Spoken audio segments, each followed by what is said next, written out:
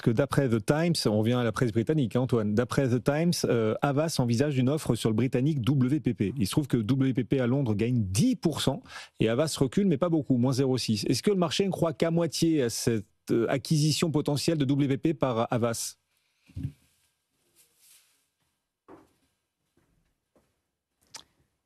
Alors là, il y a quand même un effet taille. Hein. Havas, on est sur une capitalisation à 1,5 milliard.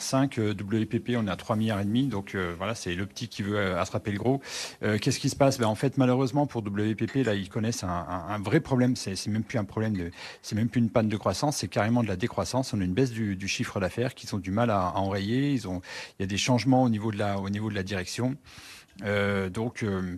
Sur le principe, oui, ça peut être l'occasion de profiter d'un moment de faiblesse d'un concurrent pour se positionner. Ils iront pas tout seuls, hein, évidemment.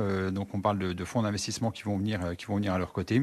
Donc, ça peut avoir du sens. Mais bon, nous, on va quand même rester à l'écart des dossiers parce que, en fait, pendant ce temps-là, et ce qu'on voit pas, ce qu'il faut pas oublier, c'est qu'on a Publicis quand même, qui est quand même le géant dans la pièce avec 22 milliards de capi. Donc, période est compliquée aussi pour Publicis, mais c'est eux véritablement qui ont fait des mouvements bien avant les autres, qui sont sortis juste de la publicité traditionnelle pour aller avec un pan technologique avéré et qui plaît aux clients, qui fait en sorte que c'est eux qui ont plutôt tendance à avoir une meilleure progression que les deux précités.